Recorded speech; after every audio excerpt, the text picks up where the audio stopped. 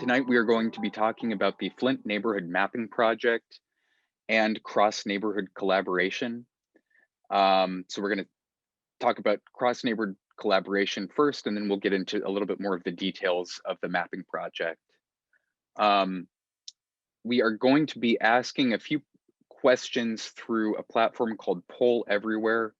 Again, I'm sure that a lot of you are sick of hearing me say this, but we are going to be asking for your opinions on the presentation tonight. If you are using Zoom on your phone, you might find it easier to open up a web browser on your computer or a tablet. Um, if you're on your computer, you might find it easier to pull this up on your phone. Either way, if you are on your phone and you switch apps from Zoom to your text message app or your web browser, you will still be in the meeting. Just want to make sure everybody is aware of that. You are going to either open up a web browser or a text message to respond. These are totally anonymous. We are not recording your name, phone number, email, anything like that. So again, please feel free to speak your mind.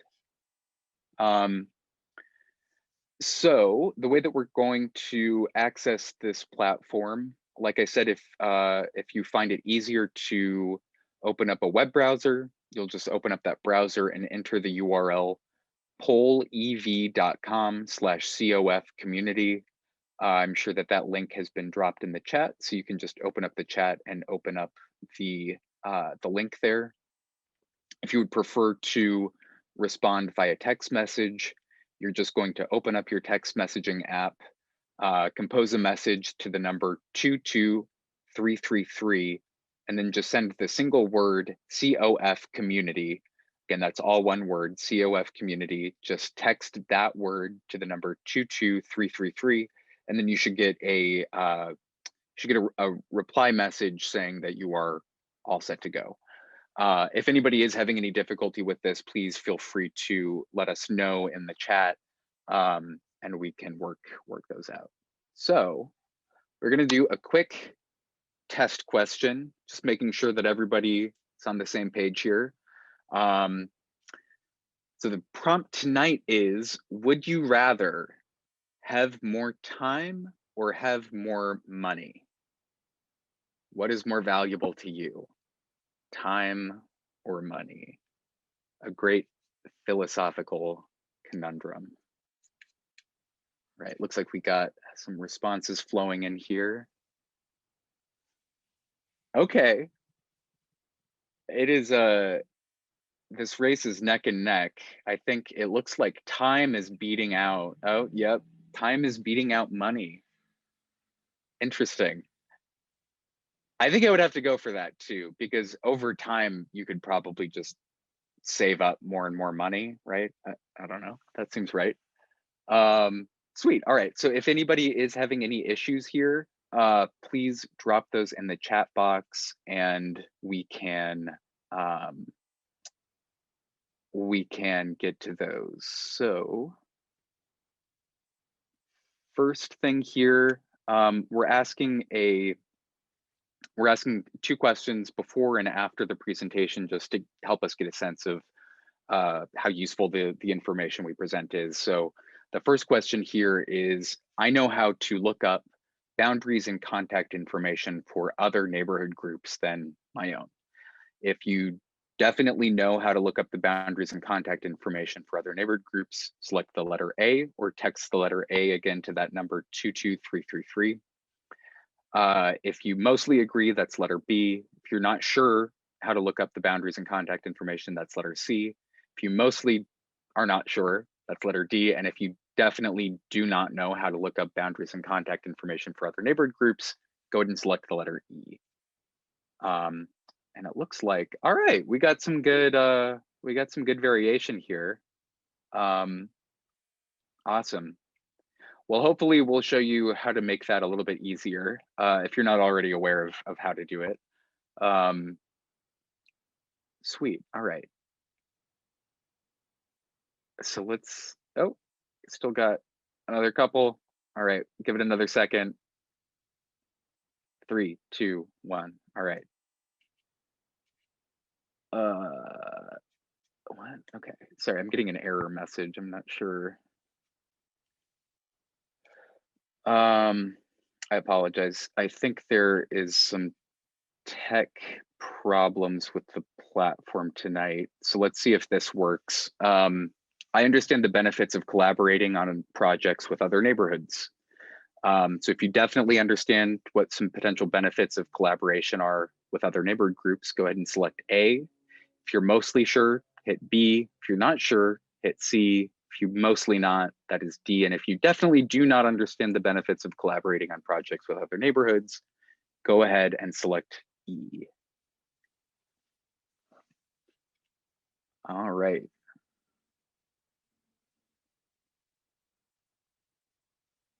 Cool. So we mostly feel comfortable with this.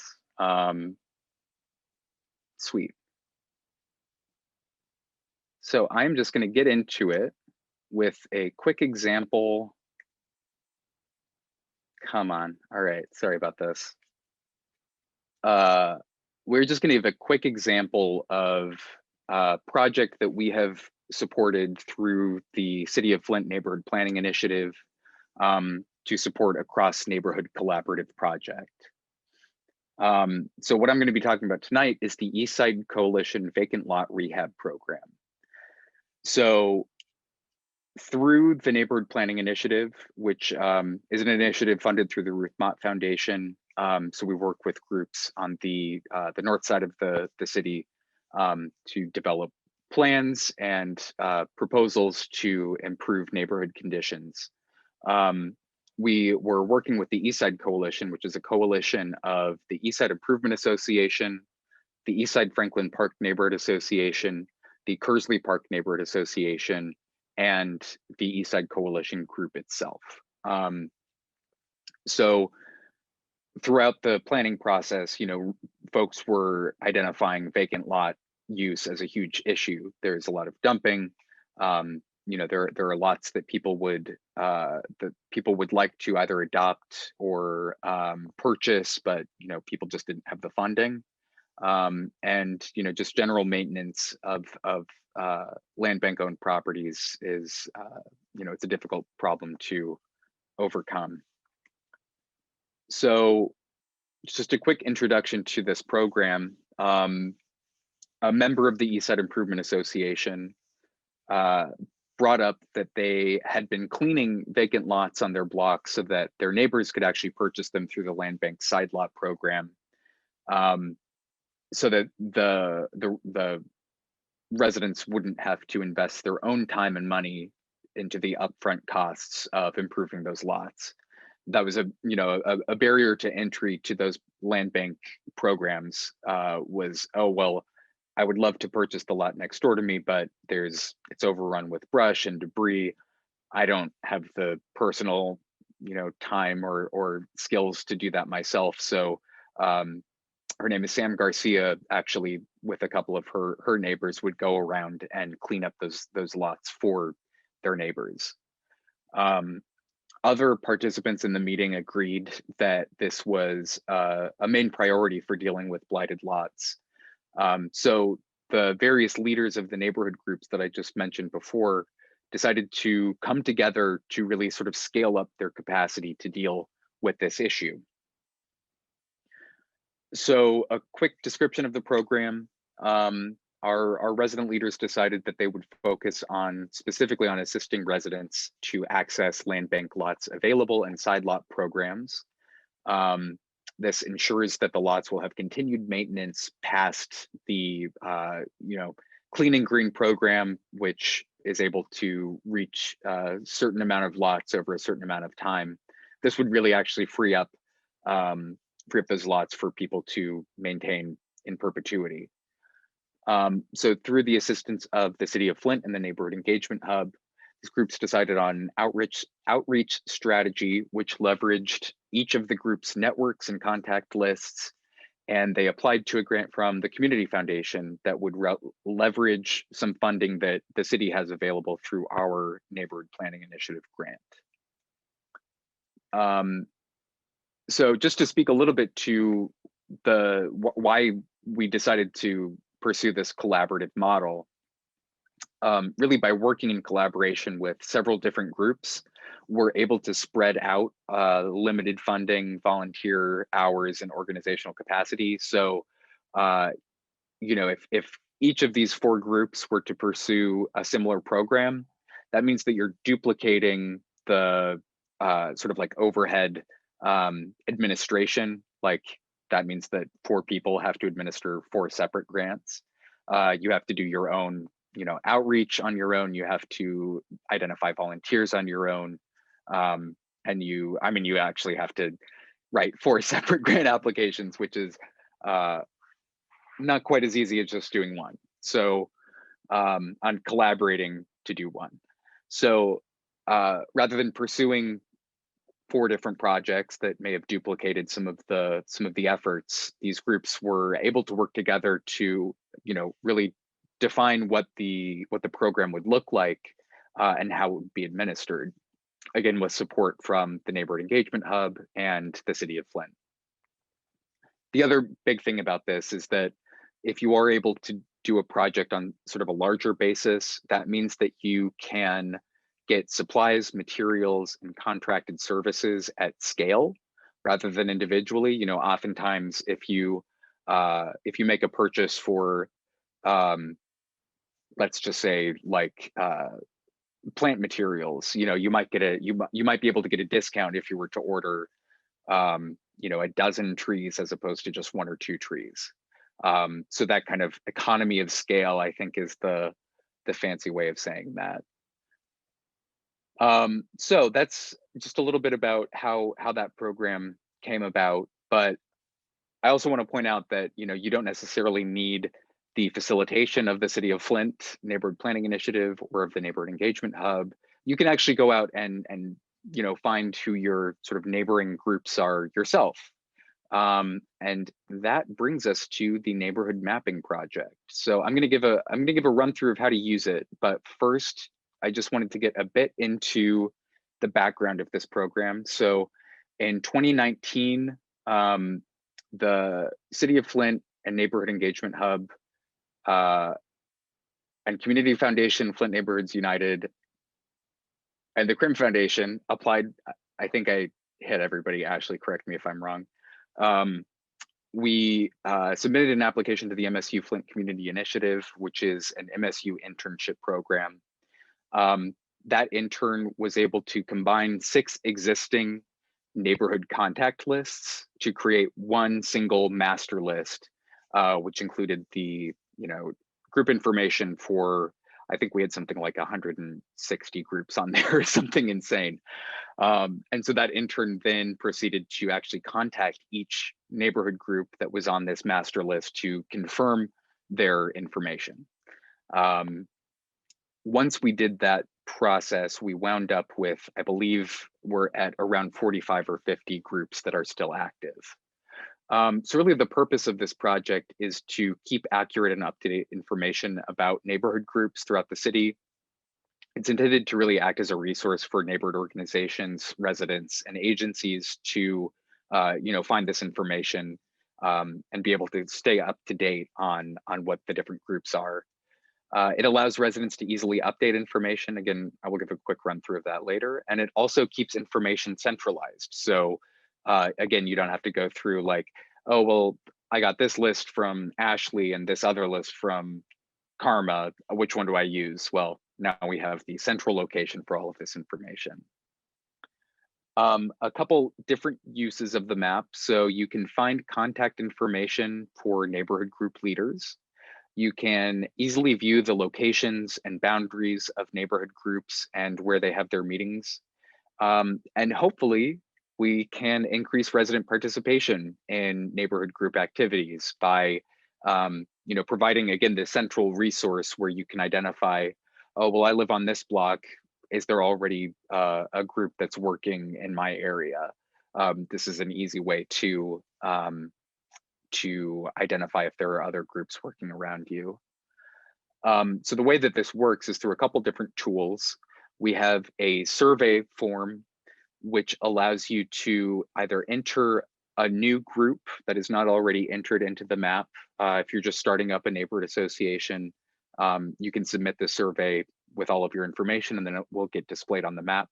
Or if you are already in a neighborhood association that's listed on the map, then you can basically just click your profile and give a quick update. So the other important part of this is that those survey responses are reviewed and confirmed by the Neighborhood Engagement Hub before they're published on the portal. So you do not have to worry about somebody, coming in and like vandalizing your group's profile. We will confirm that that information is accurate before posting it. And the other thing is the portal. So this is the map itself.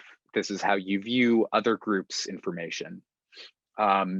And it has a few different ways of searching, which I'm going to go ahead and demonstrate right now. So if you want to follow along with this at home, you can just enter the URL bit.ly, L-Y, and then it's /Flint-map. So I'm not sure if maybe somebody could drop that in the chat box. That would be great. So once you open this link, you'll see a quick explainer for how to use the map. This is a pretty abbreviated version. The Neighborhood Engagement Hub actually has a user guide themselves that you can, I'm sure Ashley can send out. You'll go ahead and hit OK once you have reviewed the instructions. And then I'm going to give a couple examples here. So if I want to find a group, say, all right, I know Edna's group is called the Eastside Franklin Park Neighborhood Association. Let's go ahead and see. So I type Eastside and then I see, oh, great, Eastside Franklin Park Neighborhood Association, click on that. And then we have Edna Sabuco, who is the president. We have her contact information.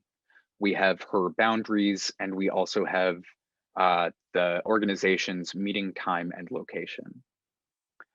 Another way to search for groups here is to search by a person. So let's say, oh, well, I know over on the east side, there's that group, the Eastside Franklin Park group. They do a lot of cool stuff. Let's see how I can find them, even though I don't know. Wait, no, I screwed this example up. I don't know what the name of the organization is, but I know, oh, Edna, she's doing all that good stuff over there. So I'm just gonna go ahead and type in Edna. And then we see, oh, look, Eastside Franklin Park, great. So that is the second way to look. The third way to look is to actually enter in an address. So I'm gonna give you a quick example of, let's say I am just new to the city. I'm really interested in getting involved in my neighborhood work. So I'm gonna go ahead and search for my address. And oh, it looks like I do not have any neighborhood association around me. So I do see that I have 2 park adopters who are within 1 mile. That is at Broome Park and McKinley Park. I can click on those to see the group name. For park adopters, we don't have contact information. We do have the park adopters name, so you are able to search for those. You can reach out to Keep Genesee County Beautiful to see if they will give you the contact information. Otherwise, okay, we have 2 neighborhood groups, the Southside Business Association. So again, I can click on, I can go to their information to see, okay, well, I can get in touch with Art and see if I can maybe get plugged into their work. Or I can say, well, hey, I have been talking to a few of my neighbors. I know that there's interest in pursuing some sort of collaborative project of folks on my block. Why don't I go ahead and create a neighborhood association? And so with my new neighborhood association, I can go ahead and click here up at the top right-hand corner of the screen to submit a new group profile. And I'm just gonna run through the various pieces of information that we have here. So group name, I'll call it the ML Block Club. We don't have a website, we don't have a social media page. If we did, we could just copy and paste those. I will be the primary point of contact. I guess I'm electing myself the president. I don't mind, I can be reached either by phone or by email. Again, you can copy down this phone number and email address if you do want to get in touch with me. And yeah, okay, I'll make both of these pieces of information public. If I decide, no, I don't want people contacting me on my cell phone or my personal email, then if you put no, it will give you, or it will give users of the site contact information for the Neighborhood Engagement Hub, meaning that the Neighborhood Engagement Hub would be able to reach out to you, say, hey, I heard from somebody who saw your group information on the portal. They wanted to get in touch with you. Here's their number, here's their email address. So essentially NEH is kind of a go-between so that you don't have your personal information there. Let's just say we don't have a second point of contact for right now. I do have a defined service area. So this is where we get to have a little bit of fun. Let's go ahead and zoom in to my area. So we are going to represent from Victoria to the north, Grand Traverse to the east, and Fenton Road, oh, excuse me, Atherton to the south and Fenton Road to the west. And so I just draw that little rectangle there and bam, those are my group boundaries. If you don't have a defined boundary, that's perfectly okay. If you're, just a nascent group, that is no problem. You can just select no. Also, if you're having any issues using this, then you can go ahead and contact the Engagement Hub and they will help to walk you through the process. So I'm just gonna say, all right, we're at Victoria, Atherton, Grand Traverse, and Fenton. And those are our boundaries. We don't have we'll say we have a set meeting time. We meet monthly on Wednesday at 6 p.m. We don't have a normal location though, so there we go. And then the last thing here is if you do want to share an image, either of your group or of a cool project that you've done, that you can then show on the portal, you can go ahead and upload an image. I'm going to skip that for now, but I'm going to go ahead and submit this. And then the Neighborhood Engagement Hub will review that survey. They'll give me a call and say, hey, Michael, we saw this survey come through. Are you good to have this published? I'll say, yep, sounds great. And then ML Block Club will show up on this map. The other, oh, we're already there. Look at that. Sorry, I'm mistaken. The Neighborhood Engagement Hub will contact you to confirm the information if you do an update to your group's profile, not if you submit a new profile. Apologies. So great. Look, I have my information up here. I got a new cell phone, so I'm going to go ahead and I don't know if you saw that. I selected the update your group's profile link at the bottom of this profile. Now I'm going to go and I already have a pre-filled survey with all of the information that I've already submitted. I'm just going to go in and change that number. And then all of the rest of this information is correct. So I'm just going to hit submit. And then the Neighborhood Engagement Hub will give me a call and say, hey, Michael, we saw that you updated your cell phone. Is that right? And then I'll say, yes, great. And then they will hit send and it will be published. So that is how to use the map as it stands. The other thing that I just wanted to point out here, this is maybe getting a little bit too in the weeds, but you can see this is the legend. So meeting locations show up with this little icon. Park adopters are, they are the green shaded area, and neighborhood group boundaries are the gray area. If I want to turn those layers on and off, say, I really am just interested in knowing who the park adopters are, I can just select that and unselect it. And then I have a clean view of all of the parks with park adopters.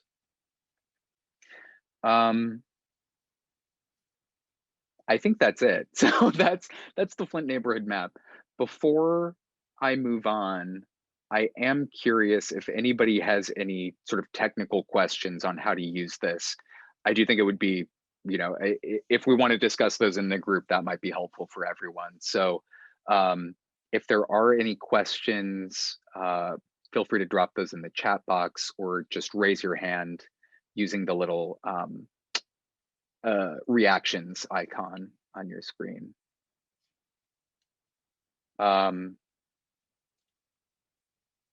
So I'm not seeing any questions or hearing any. So great. You can always reach out to the Engagement Hub. Their phone number is just at the top here. If you have any questions on how to use it, if you get stuck anywhere. Oh, I see Lynn has her physical hand raised. Go ahead. Just a quick question. If I wanted, can I make maps from this? Can I create my own map? So we did not include that function Okay. because we want to be really careful with the data that residents are giving us. Okay. So, you know, we didn't want to make it so that you could just download all of the contact information for everybody who's on this list, Got it. because that's not necessarily what they signed up for, right? They signed up to have it on the map, not in a Okay. spreadsheet that anybody could download. So if I as a funder Hmm. just wanted to be able to depict to my committee and my board a map of what organizations Mm, and where they are, is that something that I could get help with or get you to do off of? absolutely. Okay, good. Yeah, so the city is more than happy to help out with stuff like that. I also thank you for reminding me. I wanted to point out, um, if you have not already gotten your meeting material packet, we do include in here both a copy of this presentation, which gives, again, the overview of the map itself, as well as an actual map that includes all of the neighborhood associations that we have to date. So if you have not already gotten your meeting materials, this is a great reason, great incentive for you to come out to the NEH tomorrow from 5 to 7. Also, like I mentioned, the city can always help out with additional data requests. All right, I see that Mark asked, how did we come up with the list of block clubs? So we had, I forget how many we put in the presentation. I think it was about 6 different lists that different organizations and agencies had compiled over the years. You know, some of them were from 2014, some of them were more recent. So we combined all of those into the master list that our intern then actually went and called each point of contact in that list of, I want to say it was about 160 groups.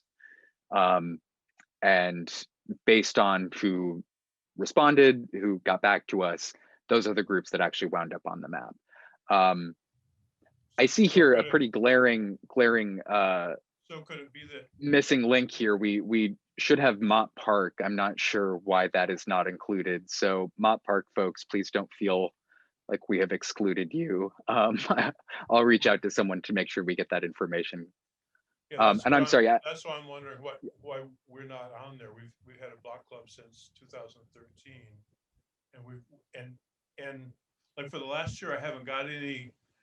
In fact, it was hard for me to get registered for this group. I had to finally reach out to Teresa. Did something happen there where I got deleted, or maybe you can get me up to date here? Yeah, so I'm not sure.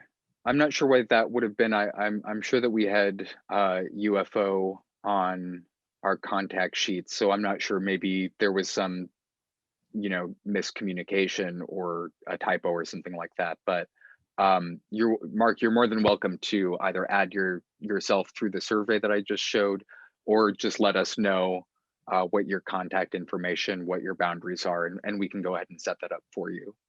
Okay, thank you. Yep. And then I see Dr. Lewis has a question. Do we have a list of Flint nonprofits as well? That actually kind of gets into the next portion of our presentation here, which is to kind of think about if there are any other, if there's any other data or information that we should be portraying on this map. So again, we have a poll everywhere question up here. We can bring it up to an actual conversation. You can unmute yourself and we can talk about it. But thought it would be helpful to just get everybody's feedback through this platform.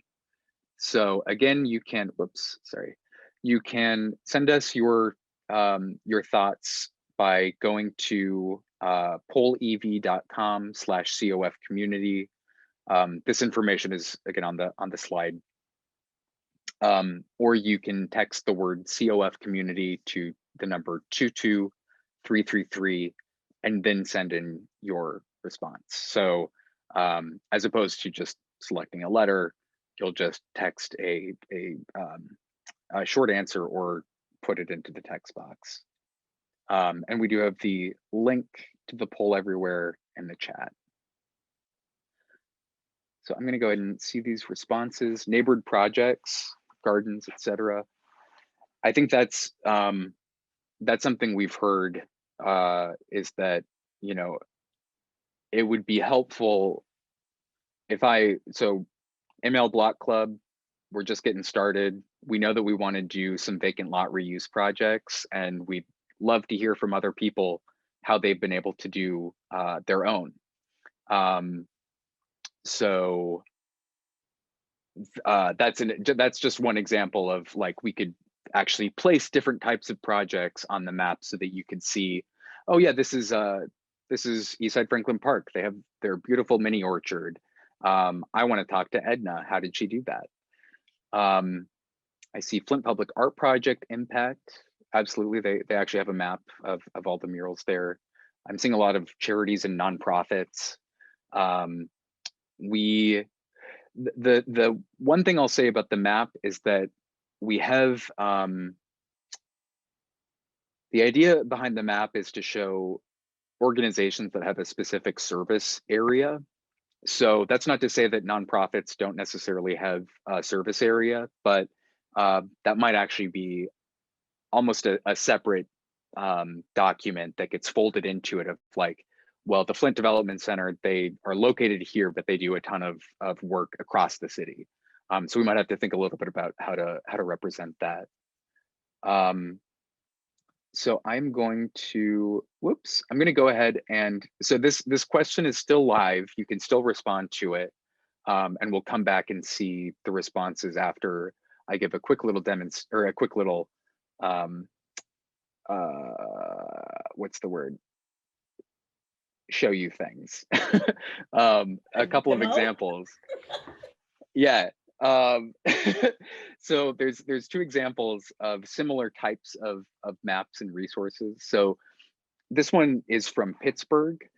They have a program called Lots to Love, which I believe is a collaboration between the city of Pittsburgh along with um, several different nonprofits and agencies. So this map is really interesting because you can actually, if it's gonna if it's gonna load, you can actually filter out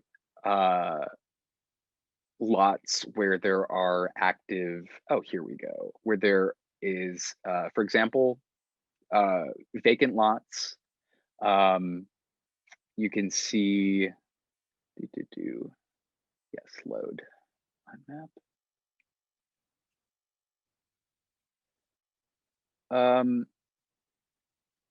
Okay, this is just acting funny. So we're going to imagine that I'm now filtering it by just showing me vacant lots.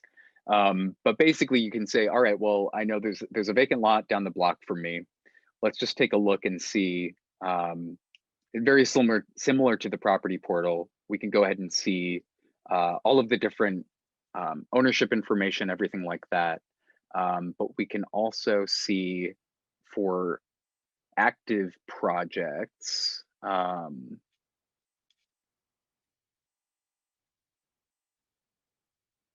You know what? This is a bad example that I should have researched before. So we're actually going to go ahead and look at another website, which is the Grounded in Philly project. This is a program that is based in Philadelphia. They have really done a lot of work to sort of streamline the process of vacant lot projects. So in this platform, you can start out and it will give you a series of sort of prompts. So the first one is, all right, I know that I want to do a community garden project, but I need to find people to garden and organize with. So I click on that link and then it takes me to a little forum. We don't necessarily have to have a forum. We could have, say, a Facebook group or something like that, that would just sort of serve as like serve as a clearinghouse for all of the sort of conversation. Let's say I want to start a garden on a vacant lot in my neighborhood, but I don't have one picked out already. So I can go ahead here and view their map, which again, very similar to the property portal. It's just going to identify, it is going to identify vacant lots that are available for adoption or lease. This just shows us that vacancy information. If I do have a location picked out already, I may need a zoning permit. I don't own the land. So this is, the various things. If it's city owned, this is how you get permission from the city. If it's a private owner, this is how you can make a land use contract with the owner. And basically just taking you through that kind of decision tree of this is how I can access that land. And then it has various, it has various links to, gardening resources, supplies, finding out how to actually start a neighborhood association, a business or a nonprofit to manage this garden. It also has some additional information about securing ownership. So this is how I gain actual legal either ownership or lease of this property. And again, it shows some different ways that you can connect with other gardeners, improve the garden, learn about various resources that are available, and actually purchase food that people are producing. So that's sort of that's an example of sort of the next step that a project like this could take. So with that information, I'm going to go back to our presentation here. And Michael, this is Teresa. We had one question in the chat that I thought it was a good question. I asked Ashley if she wanted to answer it on air, but I'll ask you. Lynn just asked, and Ashley answered it in the chat, but I thought it might be helpful for anybody who's not able to look at the chat. Lynn asked if the Flint neighborhood map was connected to the Flint property portal. Yeah, so they are two separate things. One thing that we've been thinking about, this is again just a proposal at this point, but if there is interest in actually pursuing this, then we could work on it, would be to actually add the neighborhood boundaries as a layer in the property portal. So Yeah. I'll just go ahead and do a quick demonstration of what I mean here. So in the Flint I think that property, was asking if they are connected in any way or if they talk to each other in any way. right. So this is just an No, example of excuse me, how it no. could work. Oh, The property portal is through the land bank. it's through the land bank and the city of Partnership with the Flint. city of Flint, but do not look Yep. for the neighborhood associations to be affiliated with that. Don't look for that. That's gonna be a big mistake if you start telling people to look for that to happen, because it's not. Well, I'm not sure what you mean, Karma. What I'm suggesting is that you could, similar to how you can filter information in the property portal by zip code, which is what I'm just pulling up here, and you can say, you know, or wait, sorry. Yeah, so we can filter by zip code. Let's just say 48501. Then do a search, and then I can actually get information specific to that zip code in the property overview. So this is now just showing me the data for that specific zip code. That's an example of, okay, well, if we actually linked the neighborhood boundaries, then if you searched for ML Block Club, then you would be able to see the property condition, ownership type, property type, demolition status, et cetera, all of that data specifically for your boundary. Again, if there is interest in doing that, then we could definitely pursue it. So yeah, so to answer your question, Lynn, no, they are not linked, but there are potential ways that they could interact with each other. That's good to know. I think there are at least a few people, and I don't know. I haven't been on the past couple of weeks, so you may have talked about the property portal already. And if Not a so, ton, no.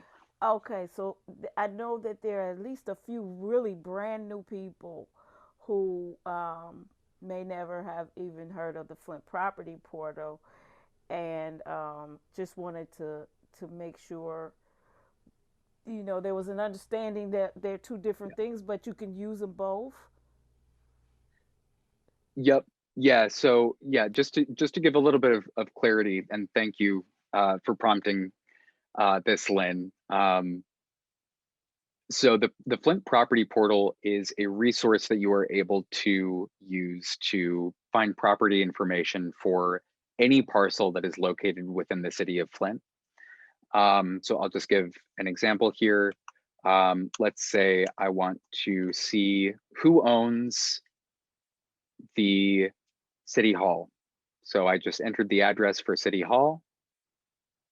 Oh, look, it's owned by the city of Flint. Great. I can see various information here. The occupancy status, the building condition, whether there's a structure on the property, information like that. If I have a vacant lot in my neighborhood, which I will go ahead and pull one up, I can see, actually I'm learning this on air. This property used to be privately owned, and there was an arson fire. An arsonist lit this on fire, and it was privately owned. And there's, you know, very little recourse that we have if a building is in private hands. So I can go look this up. I see now that the owner is the Genesee County Land Bank, which means that it can now be put on the land bank's demolition list. And I can also see information that is gathered through the neighborhood inventory. I can give a little bit more information about that at the end if anybody is curious, but basically the city supports neighborhood groups to do inventories of the property conditions in their neighborhoods. And since this is a blighted house, we have some information about what types of blight is affecting this property in particular.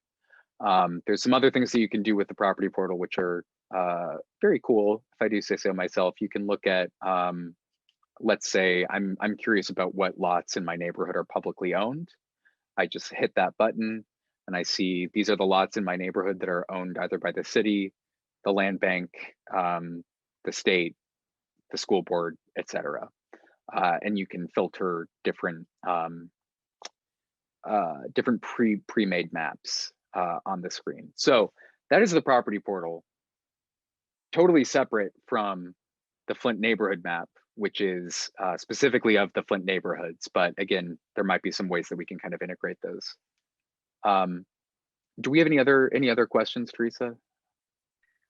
So Stephanie Shaw had a question about a specific record that she just input into the system. She said that she just put it in and she's not seeing it, so she wanted to make sure that it was input correctly.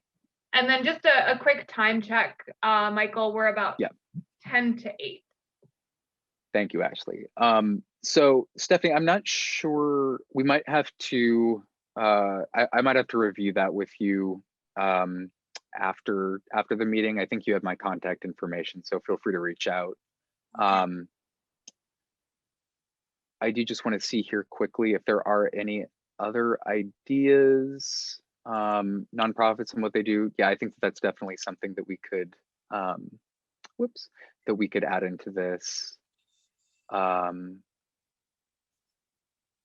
Faith-based orgs.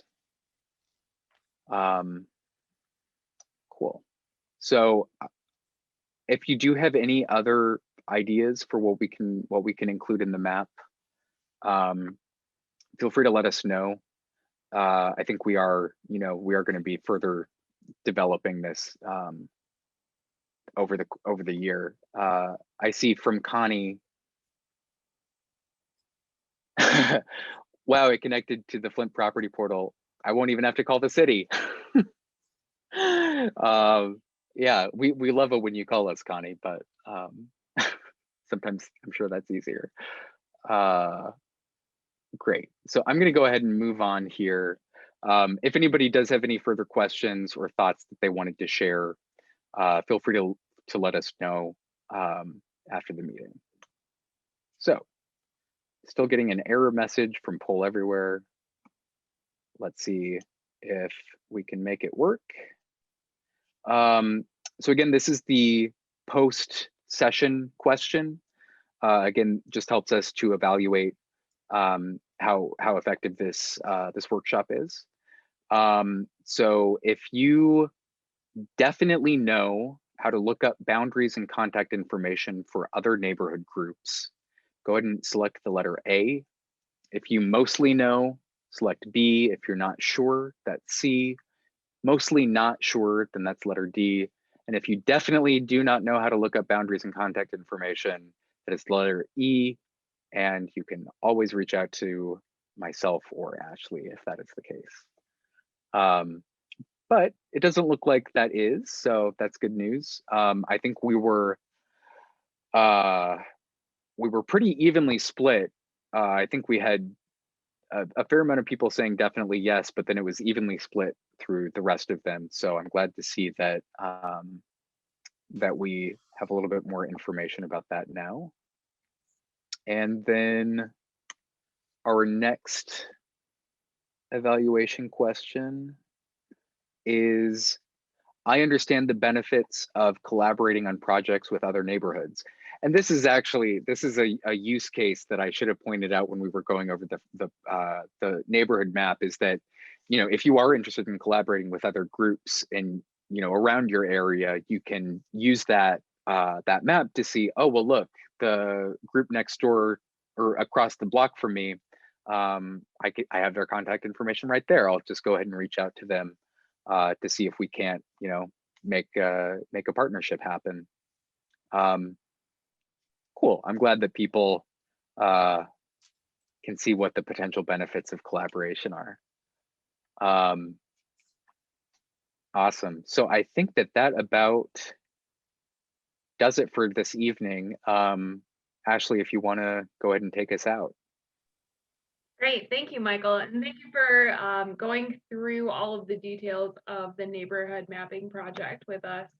Again, if you have any questions or you need support working with the map, you can either contact myself or Michael.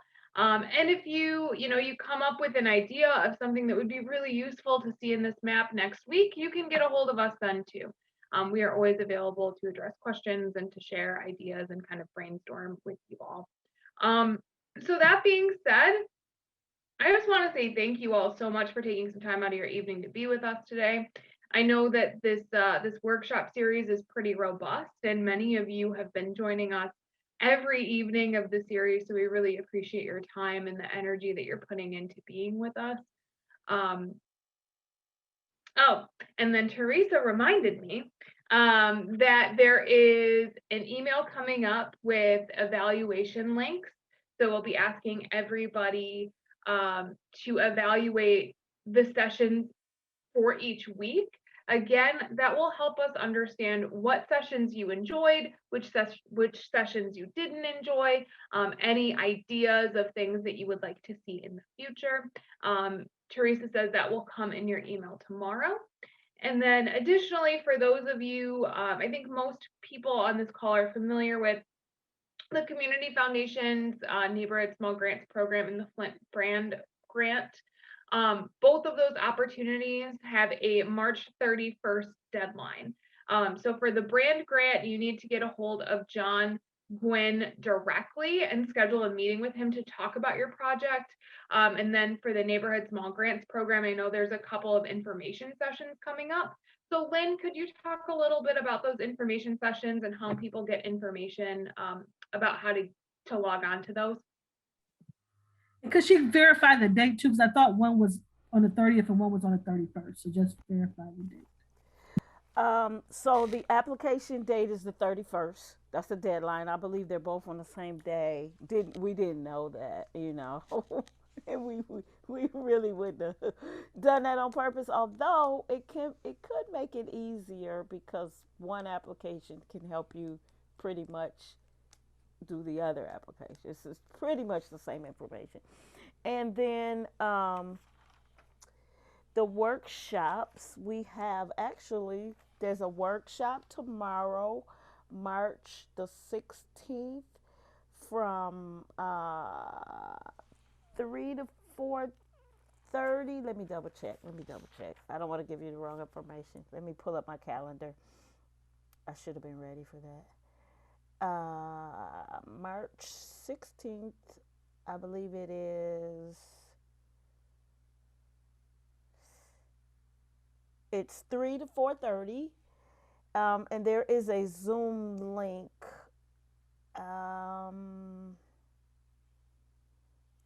And I'll figure out how to get that. I don't know if it is easier for. Lynn, just so you know, I did just drop the URL for the Community Foundation's website where it has information about the workshop in the chat for everybody. Okay, and it's got the link. And the 25th is the second one, and that one is a later one. That's 5:30 to 7. So jumping on there, we'll answer questions. Or you can reach out to me at lwilliams@cfgf.org or Damon Ross at dross@cfgf.org. I'll put those. Oh, there, she got it. She got it in the chat.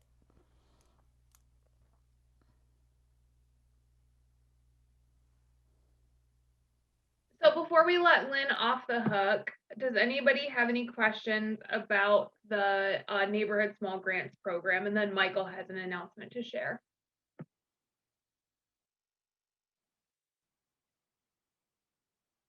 Oh, I see Miss Eartha. Miss Eartha, you got a question? You're on mute. Oh, there Yep, you I are. took it off. Lynn, if we had money left over from our grant that we had on last year because the sidewalk project ran out, can we still apply for a grant this year with existing funding that hasn't been spent? You know what? Yes, the general answer is yes, because of we definitely understand the difficulties last year with COVID. But let's have a, a conversation so that I know the details more of it.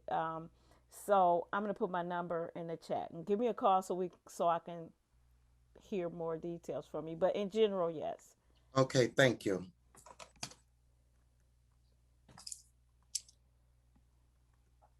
All right. If anybody else has anything, nope. Okay. So I just wanted to let everybody know, if you were not already aware, we are providing credits for Grubhub for each evening that you attend a workshop. I do apologize. We had a little bit of a tech hiccup, so your credits for last week and this week are not showing up yet. But I do want everybody to know you can expect those by the end of this week. So I do really apologize that those were not able to go out, but we are working through it. And just so everybody knows, Lynn did just drop her phone number in the chat in case you need to get in touch with her. Ashley. Great. Anything else before we wrap it up with a bow for the evening? All right, so one final reminder, if you would like hard copy materials of the presentations and the worksheets and the things that we'll be going over for the next half of Neighbors Changing Flint, Teresa and Trofino will be at the Neighborhood Engagement Hub from 5 to 7 p.m. tomorrow so that you are able to pick up those packets. If you're not able to make that time, reach out to Michael, and Michael has made himself available to do delivery of materials as well.